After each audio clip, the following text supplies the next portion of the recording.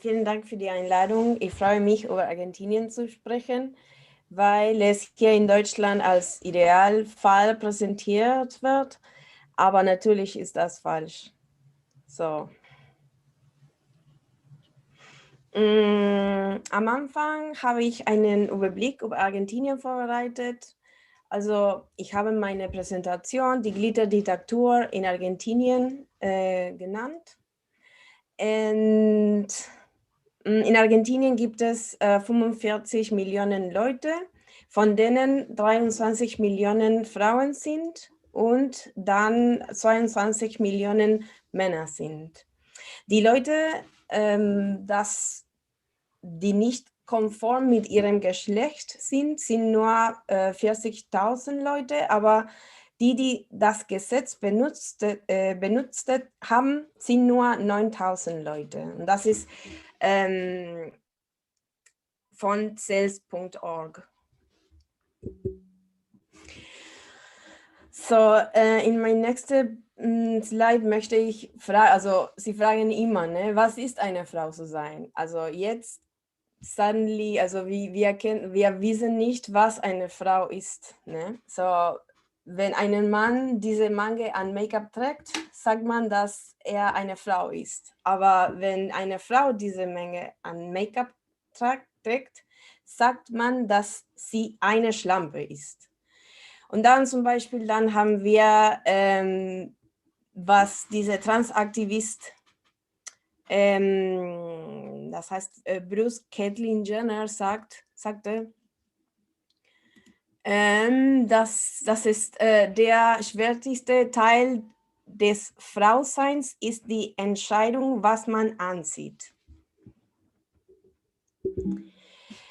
So, dann die nächste. Hier mache ich ein bisschen, ich möchte einen kleinen Hintergrund geben, was in der Gesellschaft passiert, nachdem die Mauer fiel, ne? Zwischen 1970 und 1989 könnte sein, also wir sagen, dass die Postwahrheit anfangen. So, ich mache Argentinien und die Postwahrheit in diese Präsentation und ich sage, dass die Postmoderne ohne Frauen ist. Und warum? Die Sache ist, wir glaubten, dass wir frei sein und in Frieden leben würden, wenn wir eine der 4 großen Wahrheiten befolgten. Aber dann haben wir nach den Kriegen und sowas, haben wir das gesehen, dass das ist nicht richtig oder nicht passiert. So, wir werden ein bisschen, wir haben gesagt, die Moderne hat uns betrogen. Ne? So, jetzt muss alle Wahrheiten zählen und sind gültig. Aber im Patriarchat, die Wahrheit von Männern sind immer stärker. Ne? So, was ist, was Männer sagen? So, sie sagen, dass wenn sie sich wie Frauen fühlen, sie Frauen sind. Dass sie, weil sie sich als Frauen fühlen, Teil des Feminismus sind und Zugang zu den Räumen haben sollten, die von und für Frauen reserviert und erobert wurden. Eine Frau zu sein bedeutet, das unterdrückende Geschlecht der Frauen anzunehmen und die Barrieren niederzureißen, die wir Frauen über 300 Jahre hinweg aufgebaut haben, um uns zu schützen, damit wir weniger vergewaltigt und getötet werden. Und hier habe ich ein bisschen eine Phrase gemacht. Ich sehe aus, kaufe und leiche mir Stücke von Frauen. Ich bin progressiv. So, das finde ich, was gerade passiert mit dieser Ideologie. Und mit den Frauen. Ne? Und dann, heißt eine Frau zu sein in Zellen? Und hier möchte ich über die Geschlecht Geschlechterunterdrückung sprechen, in der Welt, aber auch in Argentinien. In der Welt, Frauen machen 70% der Armen in der Welt aus.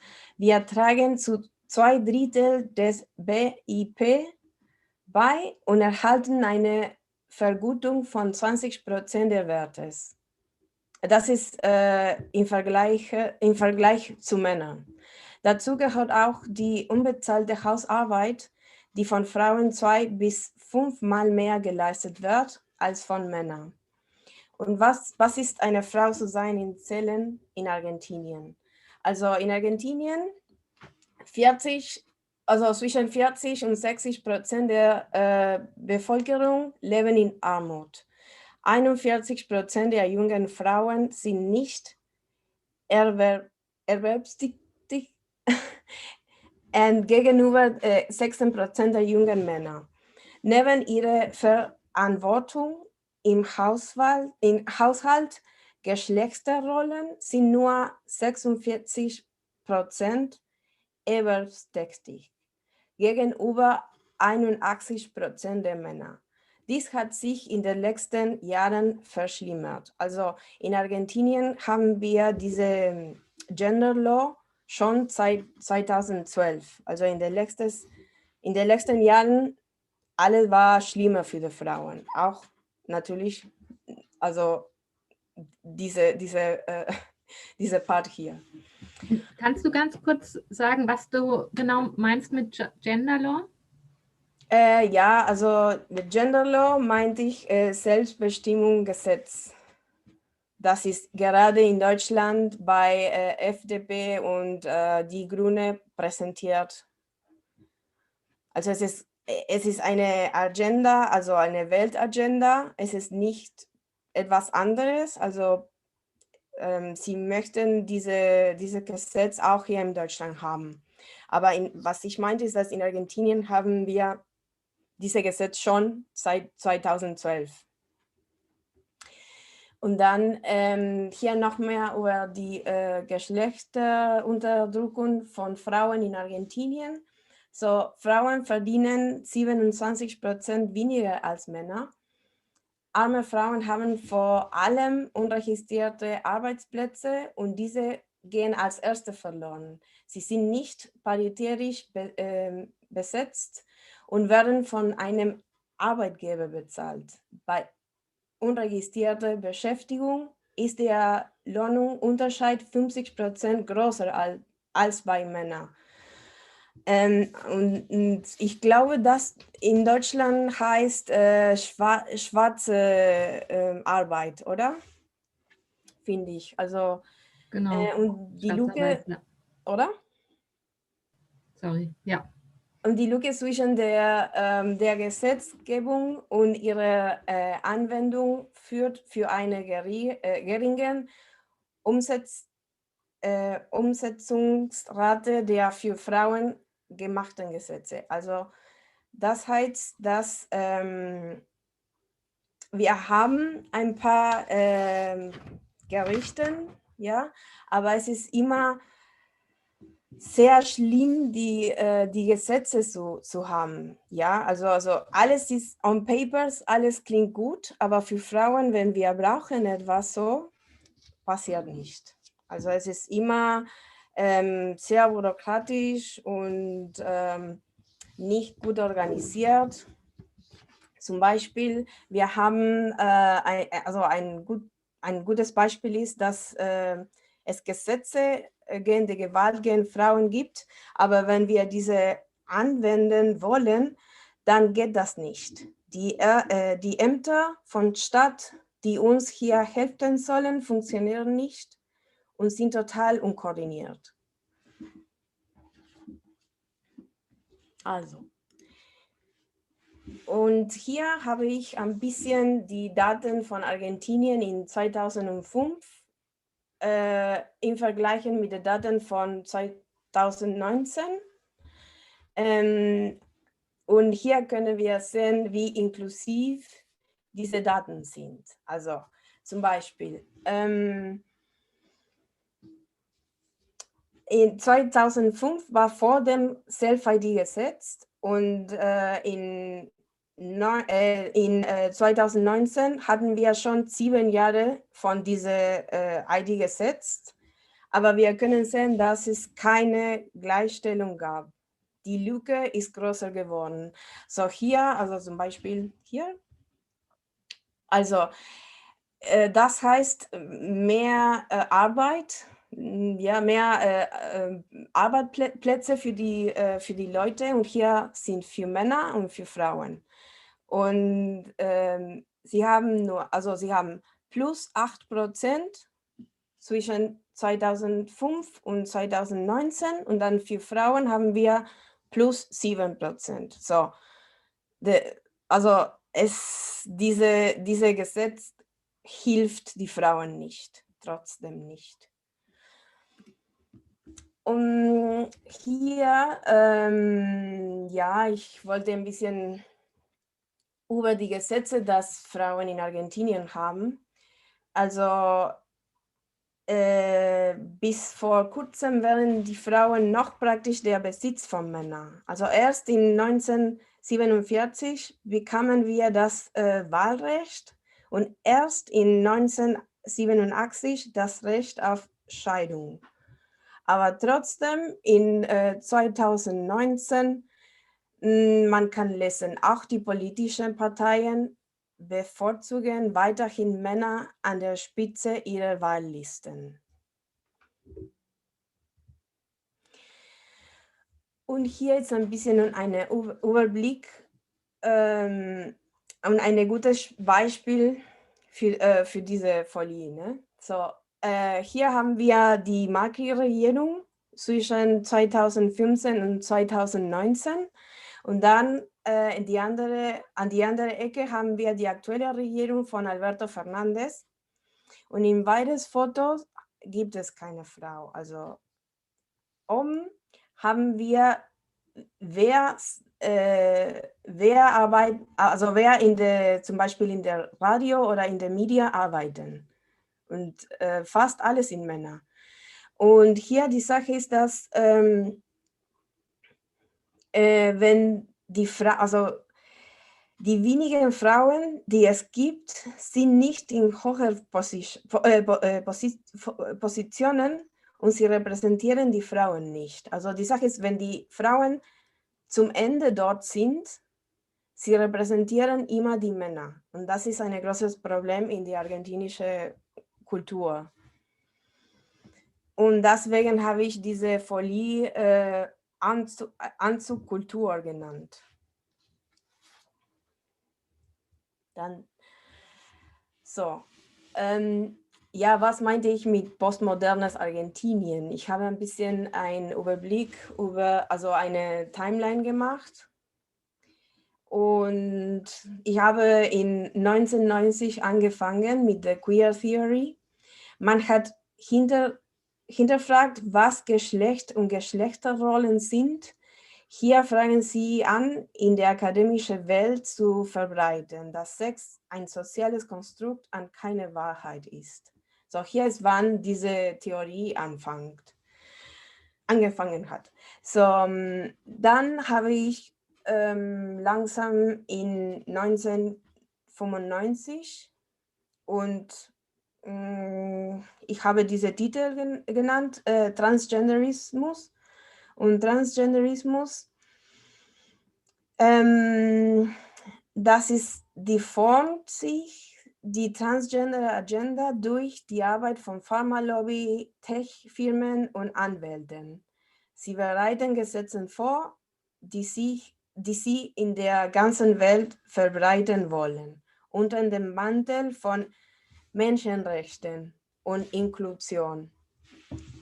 Und dann zurück in Argentinien in 2007 wurde die Lobby sehr aktiv, und sie versuchen, die existierenden Gesetze zu missbrauchen, um eine Änderung des Geschlechts zu forcieren, indem die Transgender den Staat sehr oft verklagten. So, das war sehr aggressiv, und sie haben alles auch sie hatten auch Hilfe von den Medien gehabt. Ja, so also jede Fälle könnte man auf dem Fernsehen sehen. Also, dieser Mann, es ist nicht mehr Roberto, sondern jetzt ist Florencia. Also es ist eine sehr bekannte Mann, das jetzt er möchte Florencia de la B genannt werden. Und dann nach 2007 passiert in Argentinien auch, dass in 2010, weil Argentinien von dieser guten Publicity profitierte, nutzte die Lobby dies, um das Self-ID-Gesetz in der Gesellschaft zu normalisieren. Weil in 2010 hatten wir die Ehe für alle und Argentinien wurde das erste Land in Lateinamerika, das dieses Recht im gesamten Staat anerkannte. Und dann zum Ende, in 2012, war das Self-ID-Gesetz da und aktiv.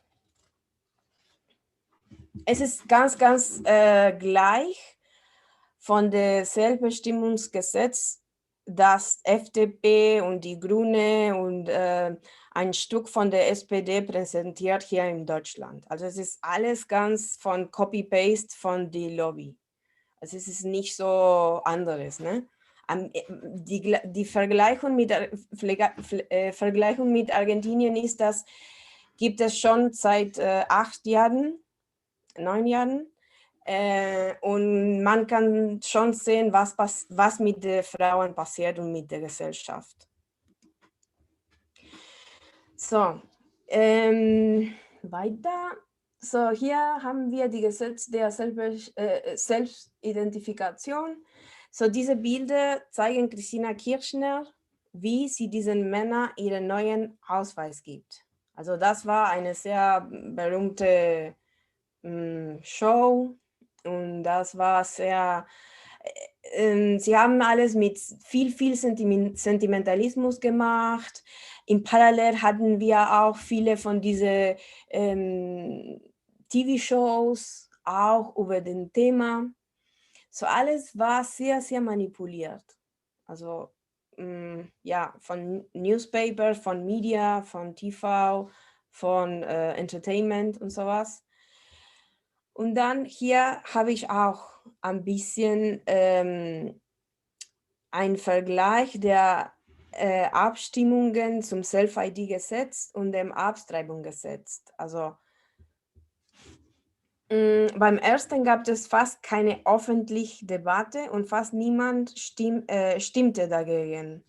Alles war sehr secret, ja, also wir hatten keine Idee, also Feministinnen, ja, wir hatten ein bisschen Idee, was passiert, aber insgesamt die Gesellschaft, wir hatten keine Ahnung, also sie hatten keine Ahnung, was war das.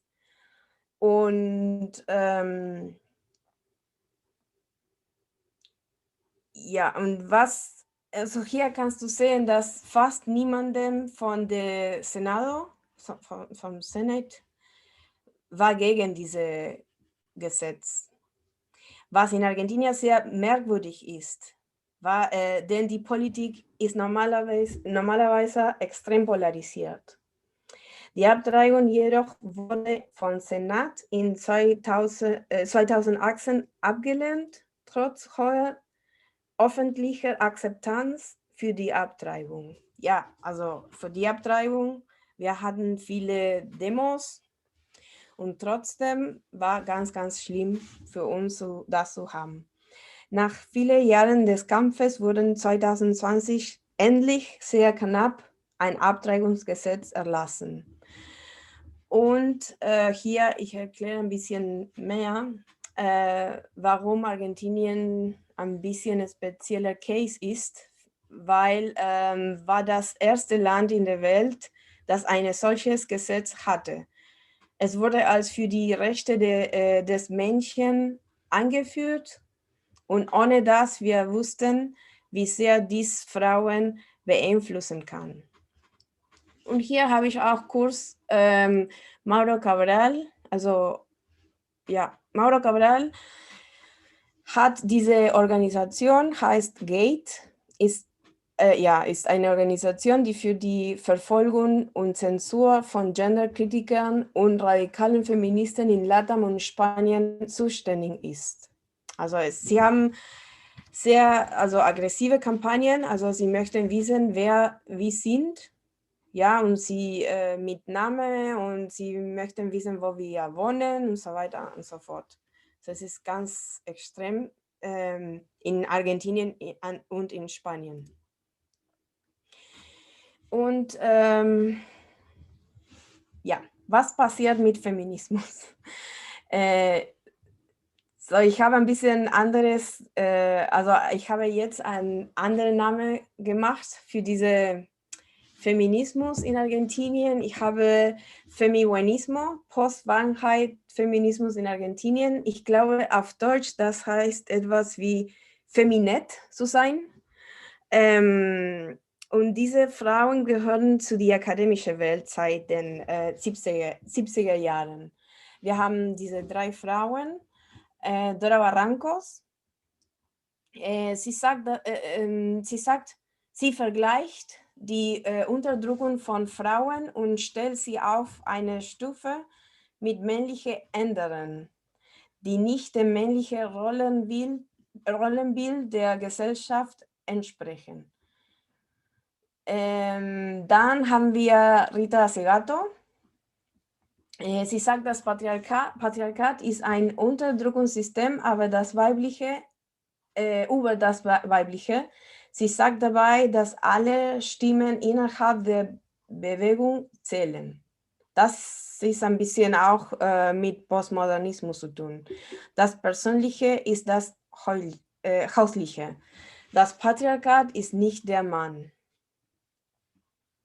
So, sie verdreht hier, das Persönliche ist politisch in einer sehr naiv individuellen Sicht. Und dann haben wir Diana Mafia, sucht nicht mit der Wimper, wenn man Gender anerkannt und sagt, es ist Feminismus. Sie erkennt nicht an, dass das Gender das Werkzeug des Patriarchats ist, um uns zu unterdrücken und uns Frauen zu sagen, wie wir uns zu verhalten haben. So. Und jetzt kommen wir zum Seite 13. Was ist Inadi? Inadi ist was ich sage, ist die argentinische KGB. Entschuldigung für die deutsche Name, aber ich finde, das passt gut. Inadi sollte theoretisch gegen Xenophobie und Diskriminierung kämpfen, aber jetzt ist es der rechtliche Arm des Staates, um gegen die Leute vorzugehen, die gegen die Genderpolitik sind. Zum Beispiel, hier haben also diese 2 Männer und diese Artikel, die in der Frauenligen-Hockey spielen wollten. Der Verein sagte erst nein, aber Inade kam dazu und gewann den Streit vor Gericht. Und dann diese Männer muss mit den Frauen spielen. Thanks to Inadi. Ne? Daneben ist ein Plakat, in dem Inadi eine Transfrauenquote bei der Arbeit fordert, also eine Männerquote. Eine Frauenquote interessiert Inadi nicht. So, dies ist das Logo von Inadi. Also am Anfang, Inadi war ganz wichtig gegen Diskriminierung. Also am Anfang sage ich 90er Jahre und xenophob und so. Aber jetzt ist Genderpolitik, also Gender Police. Und dann kommen wir in Seite 14. Und natürlich kam diese Genderpolitik in der Feminismus auch, um ihn von innen zu beseitigen. Also ja, und ich habe diese Folie als Transfemi was. Und hier sage ich auch, dass das ist, was wir sagen, dass eine trojanische Pferd ist. Ne? Weil jetzt, also früher, die Männer haben uns gesagt, was Frauen machen müssen, aber jetzt Männer mit dieser Kleidung sagen, was wir machen müssen. Aber sie sind nicht Männer, sondern trans. Und sie sagen, dass sie machen Transfeminismus. Es ist nicht mehr Feminismus, sondern Transfeminismus. Und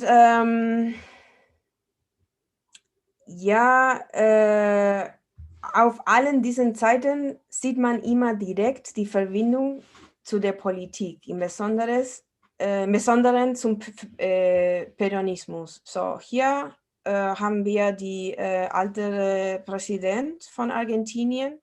Er war Néstor Kirchner und sie ist unsere Vizepräsidentin im Moment, aber sie war auch unsere Präsident früher.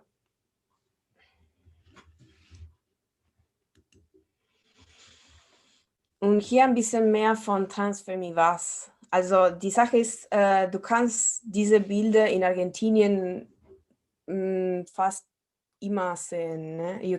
Du kannst alles finden. Also diese Männer sind überall und die Sache ist, dass früher die Frauen, wir hatten nicht so viele Rechte, so viele Relevanz in der Gesellschaft, aber jetzt noch weniger.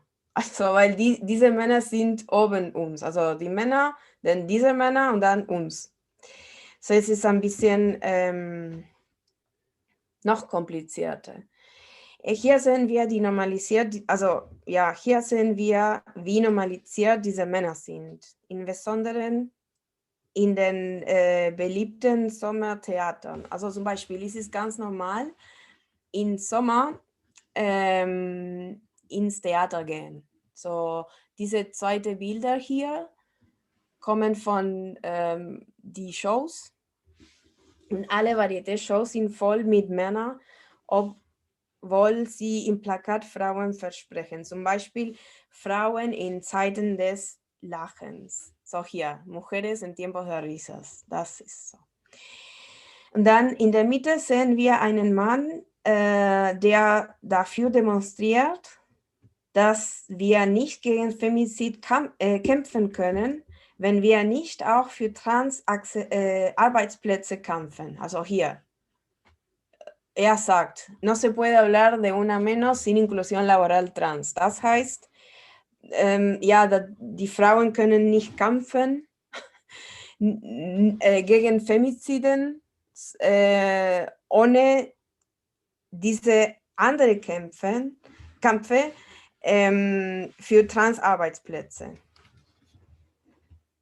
So, das ist also, was ich hier wollte sagen, ist, dass die Frauen sind auch gelöscht. Ne? Also, weil diese Männer die gleiche Importanz haben oder Relevanz haben oder noch mehr als die Frauen.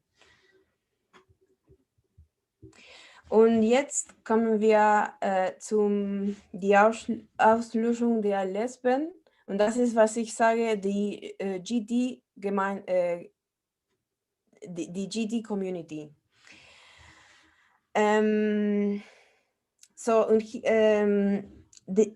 Die Sache ist, wie besonders Lesben von dieser Politik betroffen sind. Denn sie werden aus den LGBT-Räumen einfach gelöscht. Hier 2 Beispiele. So, hier eine von einem Kinofestival und dann hier noch eine von die LGBTR, also Argentinien. Alle sind Männer, also hier auch, alle sind Männer. Eines ist von, ja. Und hier, was ich wollte sagen, ist, dass doch es scheint, dass Inadi nichts zu sagen oder zu beanstanden hat, wenn es um die Ausschließung von Lesben in LGBT-Räumen geht. Lesben werden völlig mundtot gemacht und die einzige Möglichkeit zu existieren und in Frieden zu leben, ist irgendwie eine männliche oder nicht-binäre Identität anzunehmen. Derzeit geht es in LGBT-Räumen hauptsächlich um Schwule und Drag Queens. Daher sollte es nur GT Community heißen. Und hier noch mehr über die Ausschließung der Lesben und die Konversionstherapie.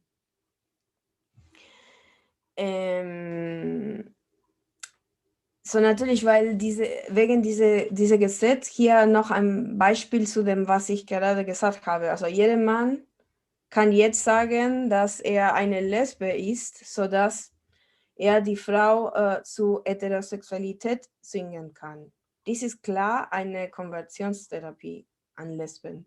Und hier, also das ist von einem ab, dass dieser Mann sagt, dass er ein Lesbianer ist oder Lesbian ist. Und dann hier haben eine Frau mit nach der Gender-Operation, Doppelmastektomie. Und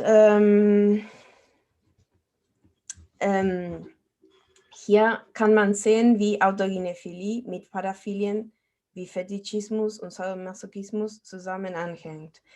Dieses Schaubild ist auch von Blanchard. Also, ja, was ist Autogynephilie? Das ist, weil ich sage, die Sexrechte der Männer.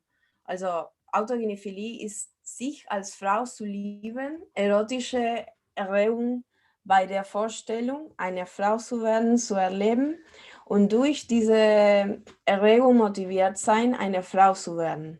Autogynephilie interessieren reichen von Crossdressing und auch der Ausübung stereotypisch weiblicher Aktivitäten, zum Beispiel Stricken mit anderen Frauen bis hin zum Besitz weiblicher Brüste und Genitalien, dem Auftreten der Periode oder dem Schwangersein, Mutter werden. Diese Studie gehört zu Blanchard.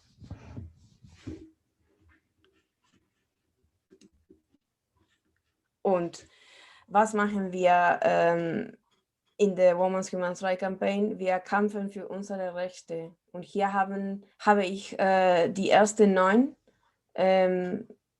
also ja, was wichtig für uns ist, weil unsere Unterdrückung kommt von Patriarchat und wir brauchen diese Rechte zurück. Wir müssen für unsere Rechte kämpfen, nochmal und weiter. So,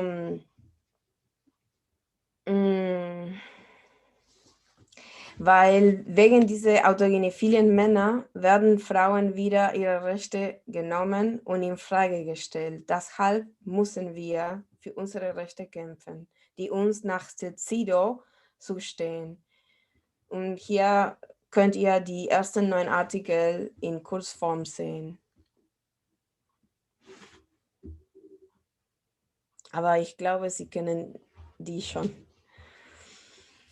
Zurück in Argentinien, die Realität der Frauen. Noch mehr von Geschlechterunterdrückung.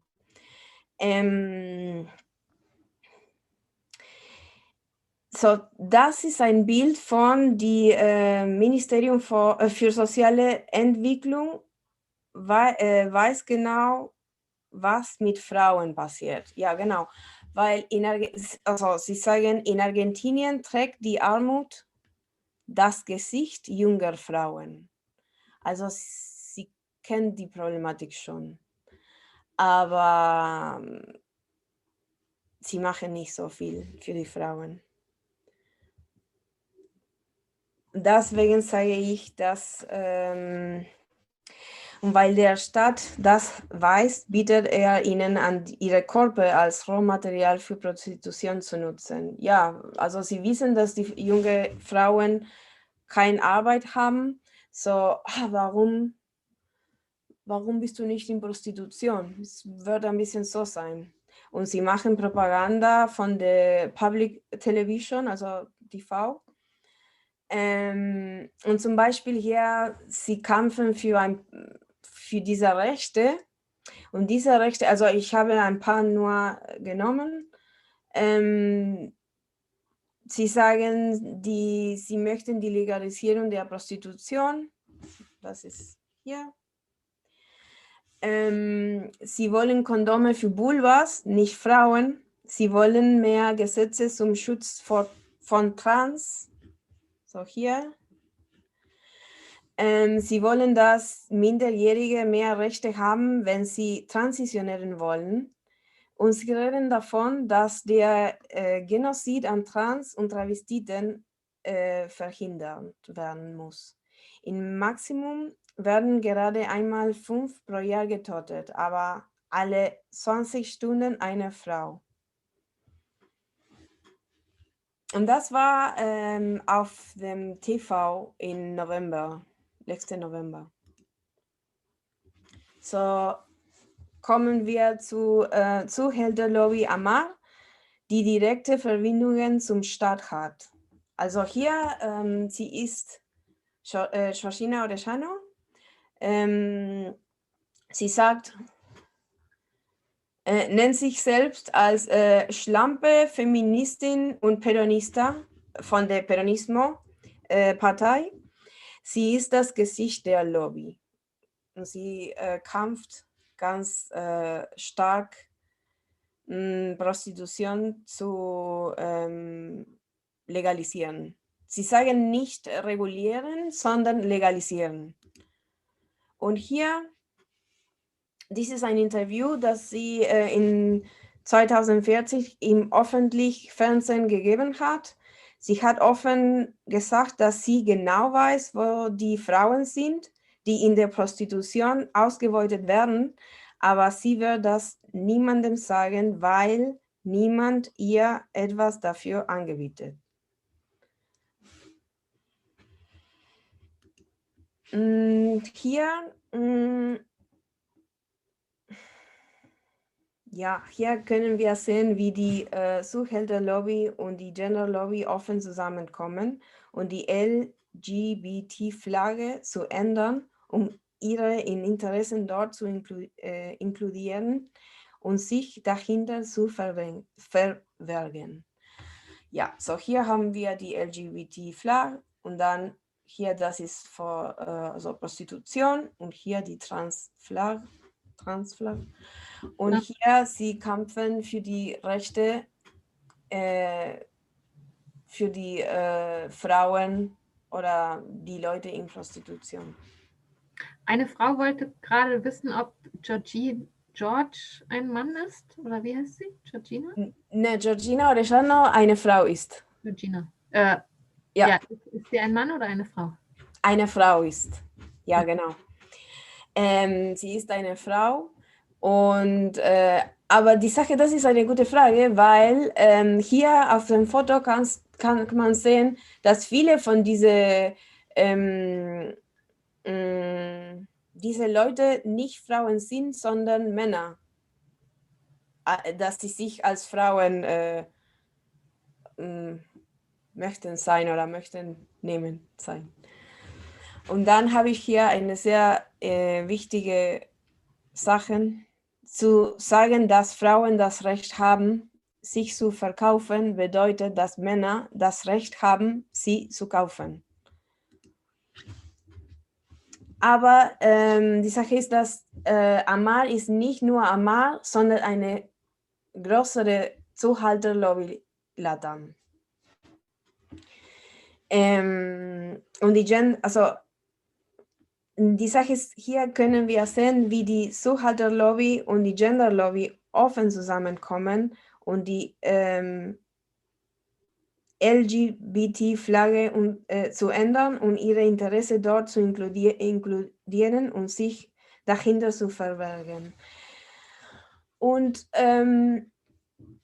hier Amar gehört zu einem Netzwerk namens Retra 6, das Zuhälterei auf dem ganzen Kontinent vorantreibt. In Uruguay hat man es bereits geschafft, die Prostitution zu legalisieren, regulieren. Wie in Uruguay will auch in Argentinien Frauen, die in der Prostitution sexuell ausgebeutet werden, durch Einrichtungen zur AIDS-Prävention, wie die Fundación Huésped, kontrollieren. So, hier kommt Fundación Huésped. Die als AIDS-Hilfe angefangen hat und heute eine Filiale der Gender Lobby ist.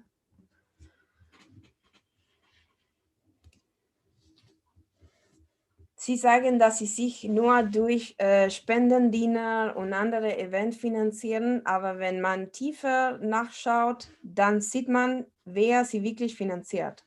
Die WHO, UNICEF, die Europäische Union, die Weltbank, das Nationale Gesundheitsinstitut der USA und weitere. In der Roten Kreis könnt ihr sehen, dass der König der Niederlande auch dazu gehört. Hier. Und dann haben wir noch mehr von Fundación Huésped. So, hier kann man die ganze Angebot sehen. Natürlich bekennen sie sich zu den Yogyakarta-Prinzipien.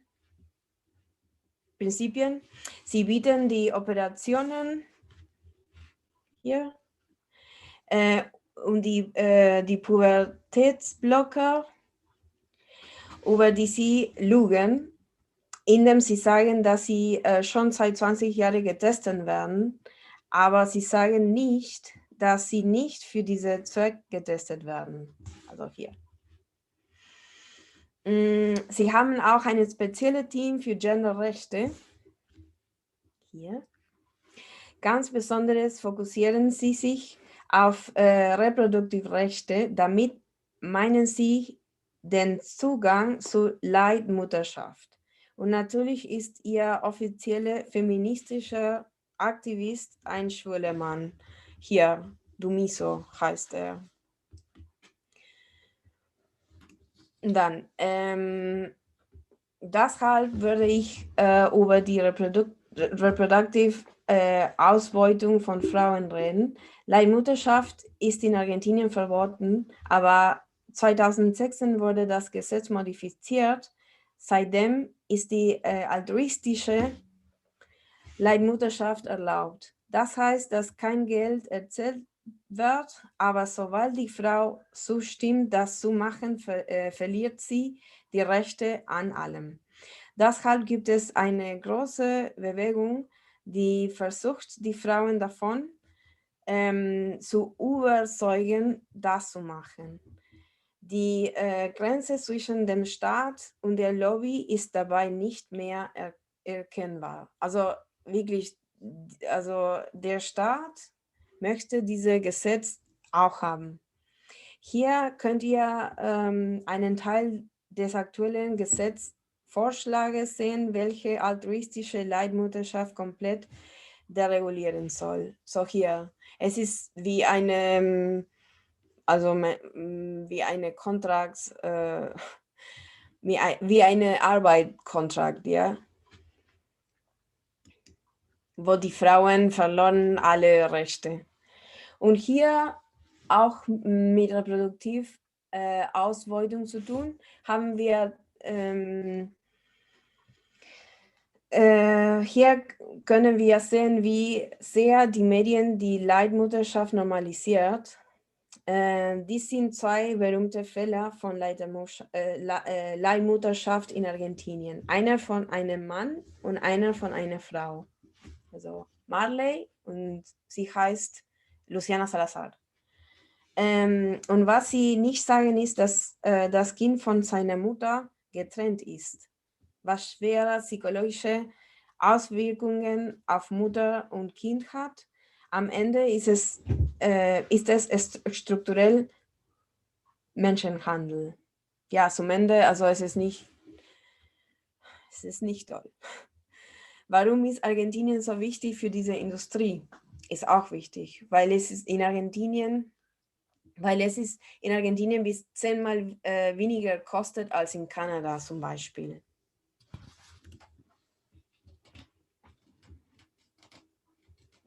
Und hier, also es ist nur kurz, wir kommen zum gerade erst erlassenen Abtreibungsgesetz, in dem sie nicht Frauen sagen, sondern schwangeren Personen mit Vulvas etc.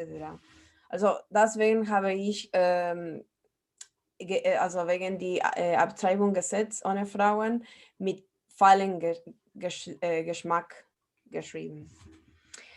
Und hier, also ein bisschen kurz zu machen, hier werden Frauen durch eine Fiktion ersetzt, wie Maria Vinetti es in ihrem Artikel dazu formuliert. Dies ist ein weiterer Beweis, wie Frauen die rechtliche Kategorie Frau verloren haben. Und danach, direkt nach dem Erlass der Abtreibungsgesetz, sagte der Präsident zu den Frauen: Ich bin sehr glücklich, dass ich dem Patriarchat ein Ende gesetzt habe. Und das passiert richtig so. Also. Und jetzt haben wir noch mehr Vergewaltigung von Argentinien.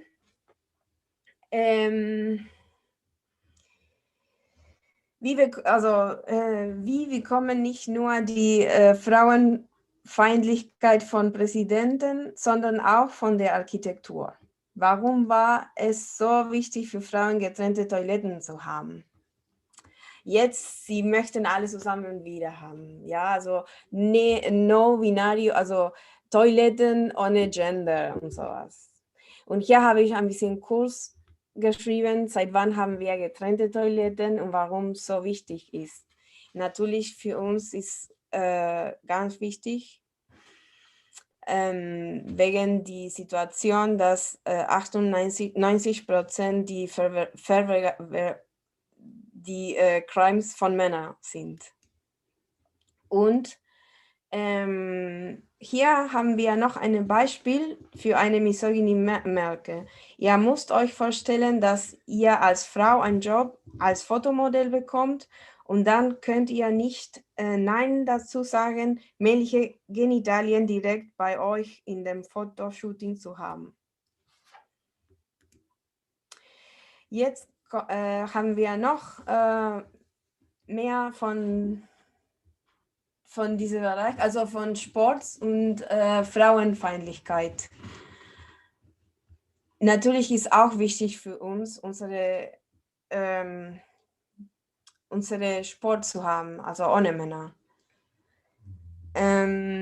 Nicht nur von der Architektur und von Unternehmen kommt die Frauenfeindlichkeit, sondern auch im Sport. Frauen haben noch nicht lange ihre eigenen Ligen und jetzt verlieren wir sie wieder. Dieser Mann, der in der argentinischen Frauenfußballliga spielt, nutzt in den sozialen Medien viel Sentimentalismus und eine große Propagandamaschine, damit niemand genau nach dem Test fragt, die er machen muss. Deswegen gibt es unbestätigte Meldungen, dass er die notwendigen Tests noch nicht eingereicht hat und dass die Clubs sich nicht beschweren, weil sie sich die Gerichtsverfahren mit der Lobby nicht leisten können, dass sie nicht so viel Geld haben. Ja, und hier sage ich, ja, also warum es so wichtig für uns, ja, also es wird immer einen 20% Vorteil im Körper des Mannes geben. Männer haben 76% mehr Muskelmasse Masse im Rumpf und 50% mehr in den Hüften und Beinen. Und all das führt dann zu Gewalt gegen Frauen und strukturelle Misogynie. Hier können wir die offiziellen Daten zu sexuellen Übergriffen sehen. Der Rückgang in 2016 kommt, weil die damals neue Regierung die Zahlung geändert hat. Also hier meinte ich. Aber wir können sehen, dass sie den Anstieg nicht verstecken konnten. Und hier seht ihr speziell die Vergewaltigung, die auch immer mehr werden. Also hier. Hier haben wir direkt die Femizide von 2014 und von bis zum 2017. Aber wir sehen, dass seit 2016 und 2017 haben wir auch Männer, also 5 Männer, dass sie denken, dass Frauen sind. So, die sind 251 Femiziden. Und hier, und hier haben wir von 2019. Weil es einen Fall von einer Frau gab, die ihren Freund umgebracht hat, verlangt die rechte Partei jetzt ein Gesetz, um die Männer vor der Gewalt von Frauen zu schützen. Dies ist ein weiterer Teil der Kampagne von allen Seiten, von Rechten und Lobby und alle anderen, um zu verstecken, dass alle 20 Stunden eine Frau in Argentinien getötet wird. Selbst das Ministerium, das sich eigentlich um uns kümmert sollte, tut nicht dagegen. Sie fokussieren sich nur auf Transaktivisten. Wir Frauen werden für unser eigenes Ministerium nur eine weitere Vielfalt, ein Kollektiv, das anderes, das keine Männer sind, aber institutionalisiert. Sorry. Und hier können wir sehen, die Publikationen und Social Media Accounts des Ministeriums zeigen sie nur Dinge für Männer. Hier noch ein anderes Beispiel, wo das Frauenministerium die Genderpropaganda verbreitet. Nie reden sie darüber, was mit Frauen wirklich passiert. In diesem Beispiel versuchen die Homophobie im Fußball loszuwerden, aber es ist widersprüchlich, hier die Genderflagge zu zeigen, da diese Lesben zwingt, eine männliche Identität anzunehmen. Hier nochmal, ich heiße also Ministerium der Schande.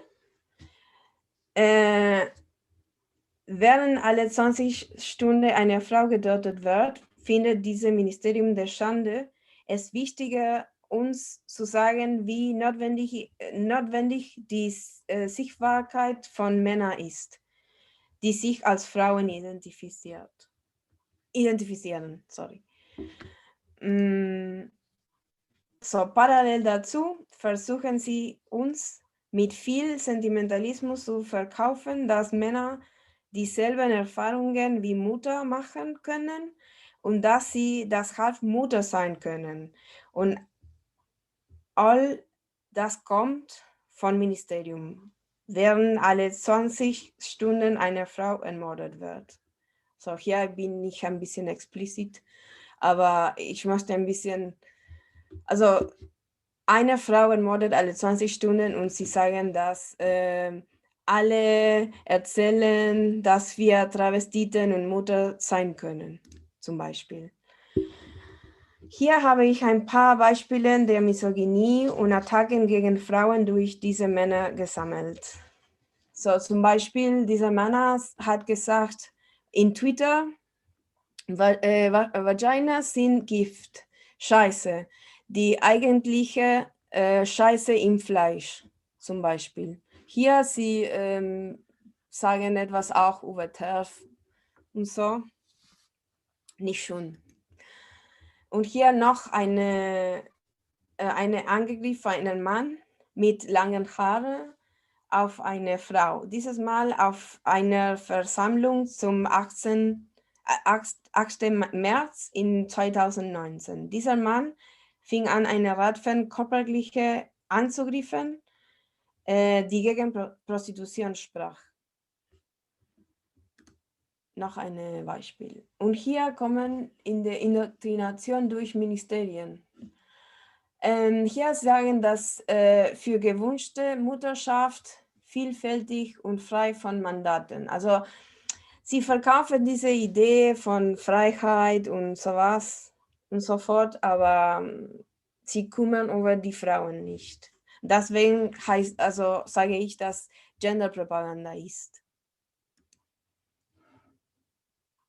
Und hier, was bedeutet diese Genderpropaganda für Frauen? Für mich ist es klar eine Aggression gegen den Körper von Frauen und dies führt zu Verstümmelung. Und Argentinien hat mit der WHO vereinbart, gegen Verstümmelung zu arbeiten. Hier ist ein weiterer Widerspruch und ein weiterer Beweis, dass es gegen die Menschenrechte geht und dass es nur ein großes Geschäft ist. Also hier bin ich, also das ist, was passiert mit den Operationen in Frauen. Hier könnt ihr sehen, wie die Operationen für Frauen aussehen, und diese Operationen kosten zwischen 3.000 Euro und 110.000 Euro, wo Frauen die Brüste entfernt werden und gesunde Teile des Körpers wie der Arm oder das Bein verstümmelt werden, um einen falschen Penis zu formen. Also ich habe noch mehr Bilder, aber finde ich nicht so nett, die Bilder hier zu schauen. Also, aber ja, was ist eine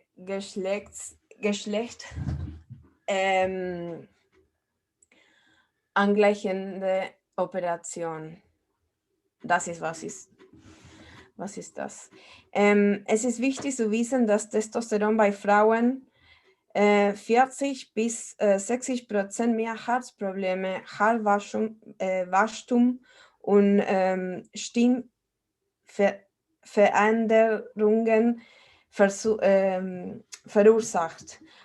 All diese Dinge sind irreversibel. Ja, weil sie sagen, dass nicht irreversibel ist, auch wenn das Testosteron abgesetzt wird. Und noch mehr von der Gender-Diktatur und den Maschinen des Staates. Die Gender-Diktatur dauert an mit Hilfe der Maschine des Staates. Zum Beispiel, wenn man jetzt seinen Führerschein haben möchte, ist es verpflichtend, einen Genderkurs zu bestehen. Alle städtlichen Online-Formulare zeigen einem alle möglichen Gender-Identitäten zur Auswahl. So, hier haben wir weiblich, männlich, Transfrau, Transmann, Travestit, Transgender, Transsexuell, non-binär, etc., etc., etc. Und dann hier gibt es ein bisschen über die Daten auf Gefängnissen. Also da wir dazu eine detaillierte Präsentation schon gemacht, also auf Deutsch. Aber was wichtig ist, ist, dass von 100.000 Männern Insassen sind nur 800 Frauen. Diese sind also schon generell in Gefahr und müssen ihren Platz jetzt auch noch mit den Männern teilen, wodurch sie zusätzlich gefährdet werden. glaube, wir sind fast am Ende. Ja, vielleicht, ich kann über diese Topic sprechen, weil ich kein Deutsch bin. Aber ich finde, also ganz wichtig, dass dieses System passiert gerade. Ne? In diesem letzten Teil möchte ich zeigen, dass die Methoden, die hier genutzt werden, dieselben sind, die die Nazis hier in Deutschland angewendet haben. Ich werde nicht durch die ganze Liste gehen, sondern nur an ein paar Beispielen zeigen, wie das zu der Gender-Rhetorik passt. Zum Beispiel Punkt 1 und Punkt 2 beziehen sich auf denselben Punkt. Also hier die Individualisierung des Gegners in einen einzigen Feind, TERF, das hier auch. Zum Beispiel, wenn Sie die schlechten Nachrichten nicht leugnen können, erfinden Sie andere Nachrichten, um sie abzulenken. Zum Beispiel, wenn der Kira Case und Ellen Page. Ja, hier der ernsthafte Bedrohung, also via Suizid, via Existieren und sowas. Und dann alle Propaganda muss populär sein und ihr Niveau, dem weniger intelligenten Niveau der Individuen anpassen. Trans Women are Women zum Beispiel. Das können wir vergleichen mit Kauf nur bei Deutschen. Und dann zum Ende haben wir auch die Punkt 6. Die Propaganda sollten sich auch auf eine kleine Anzahl von Ideen beschränken und diese unermüdlich wiederholen. Also Wiederholung von dieser Idee. Einen aggressiven, konstanten Strom an Informationen zu erzeugen, um die Leute zu verwirren. Das steht auch in Verbindung mit, also die nächsten Punkte. Und dann, wo alle Infos fragmentiert sind, dann die nächsten Punkte, die das eigentliche Fehlen von Beweisen zu verbergen und Informationen zu manipulieren mit der Hilfe aller Medien. Und dann die letzten Punkte, etwas Existierenderes nehmen und es zu manipulieren und es für die eigene Propaganda benutzen, zum Beispiel Intersex. Und dann letzte Punkte, sie wollen die Leute davon überzeugen, dass sie die Mehrheit sind. Und passiert zum alle. Also hier habe ich ein Foto von Twitter. Und wie hat unsere Diktatur in Argentinien endete? Dank der Frauen. Die Mutter der Menschen, die getötet wurden und verschwunden sind, fingen an, stumm im Kreis zu laufen, um zu protestieren. Und hier ein paar Bilder. Und deswegen, das ist auch, warum ich denke, dass diese Glitterdiktatur enden wird, an dass wir Frauen sie beendet werden. Und das ist zum Ende. Und zwar, seit wann engagierst du dich für dieses Thema geschlechtsbedingte Frauenrechte? Also seit wann merkst du, dass es ein Problem ist? Ich habe in Argentinien angefangen, also bevor das Gesetz kam, so ungefähr 2011. Und in Deutschland, glaube ich, in 2019 habe ich angefangen, weil ich sehe, dass diese Dinge nach Deutschland kommen. So, wir müssen also etwas machen. Also dann bist du richtig lang schon dabei. Ja. Und wie hast du gemerkt, dass Transgenderismus eine Bedrohung für Frauenrechte ist? Oder was war dein Peak-Trans-Moment? Die Sache ist, dass wir hatten immer diese Männer in den argentinischen Medien und deshalb habe ich immer, also nicht so okay mit diesen Männern. Also ich war nicht so okay mit den ganzen Dingen. Ich finde, dass diese Männer ein bisschen wie Blackface ist. Also warum dürfen wir nicht, also meine Gesicht als weiße Frauen schwarz machen, aber trotzdem diese Männer können als Frauen passt. Das für mich war immer ein bisschen was, ein bisschen nicht so okay. Dann, was passiert auch in 2016 war, ich habe die King Kong Theory gelesen und da war auch für mich ein bisschen merkwürdig. Also ja, ich könnte nicht wissen, warum diese Frau wollte das schreiben. Aber das war meine Peak für die zum Radikalfeminismus. Mit deinem Eintritt in den Radikalfeminismus wurdest du auch gleichzeitig aufwachsam bezüglich Transgenderismus? Mm, nee, also für mich dieser Transgenderismus war nicht, also ich war immer nicht okay mit diesen Ideen. Also seit immer. Also und dann zum Ende, die letzte Peak war J.K. Rowling. Dann kommt okay, so, ja, das ist nicht okay für Frauen. Ich weiß es nicht, ob deine Frage geantwortet habe. Ja, auf jeden Fall. Okay, gut. Ja, es ist immer wieder interessant zu hören, wie viel sie bewirkt hat, die Rowling. Also wie viel Ja. sie auch die Augen geöffnet hat. Jetzt stelle ich kurz eine Frage einer Zuschauerin, und zwar sie schreibt, dass sie schockiert ist über die Verbindung mit UNICEF und EU-Geldern. Was können wir dagegen in der EU tun? Gibt es Vorträge bei der European Women's Lobby?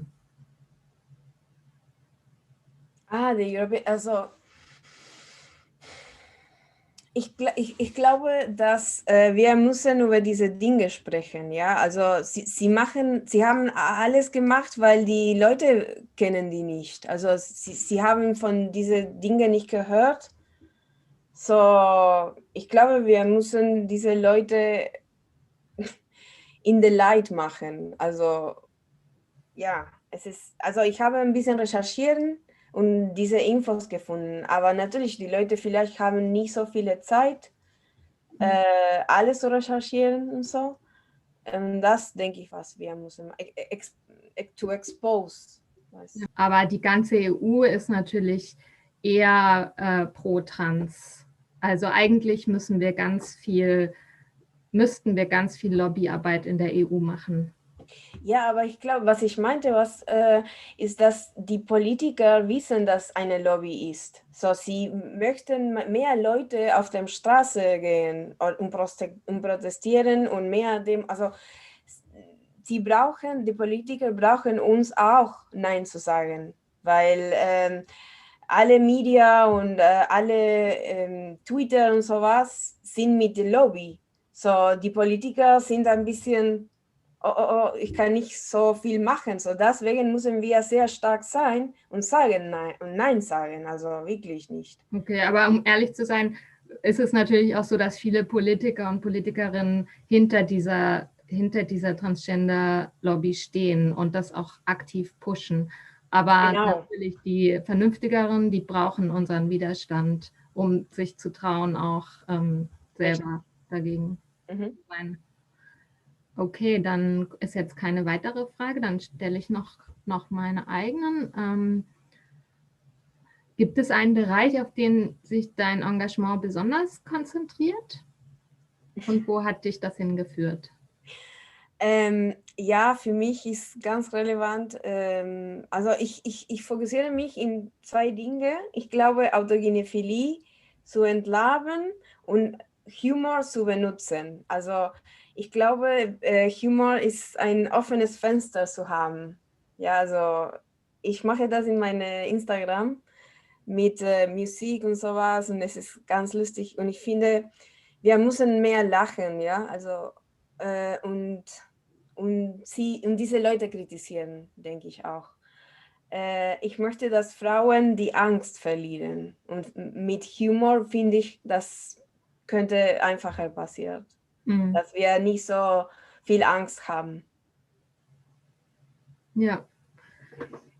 Und kannst du von dem Widerstand berichten, den du erfahren hast? Also wie hat es dich persönlich schon beeinflusst oder getroffen? Welche Erfahrungen hast du gemacht, aus Gruppen rausgeschmissen zu werden oder vielleicht von einem Job oder gesilenced oder zensiert zu werden? Ja, alles, was Frauen, also ja, alles, was Frauen passiert, die Nein sagen. Also wenn eine Frau Nein sagen, dann ist mir passiert. Mir wurde gekündigt.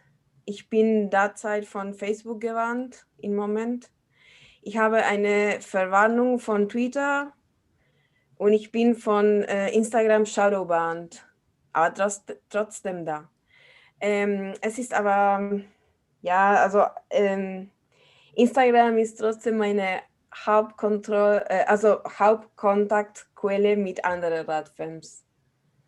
Aber trotzdem bin ich shadowbanned.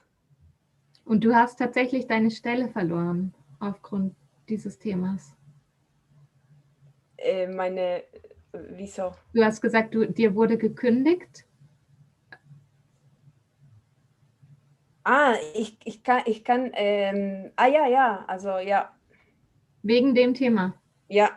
Sehr unglaublich. In Deutschland? Ja. Okay. Krass. Ich dachte, bisher gab es das bei uns noch nicht. Nee. Willst du sagen, von welchem Arbeitgeber? Nee. Okay. Aber schlimm trotzdem. Was sind deine... Passiert lange, also long ago. Naja, das macht Es es ist nicht nicht so. besser. Was hast du als nächstes geplant und was würdest du unseren Teilnehmerinnen und Teilnehmern noch empfehlen oder mit auf den Weg geben? Ja, also ich möchte, dass die Frauen in Deutschland aktiver werden. Also, denn wenn diese Gesetze einmal umgesetzt sind, alles schlimmer wird. Also es ist wirklich schlimm und es ist nicht nur ein Gesetz, sondern viele Gesetze und alles wird anders sein. Und vielleicht, was ich möchte sagen, ist, wenn Deutschland Nein dazu sagt, damit wir den anderen Ländern helfen können, da rauszukommen auch. Also das ist mein Wish. So. Ja, und schön, dass du auch jetzt bei uns bist und mitmachst bei dem Widerstand.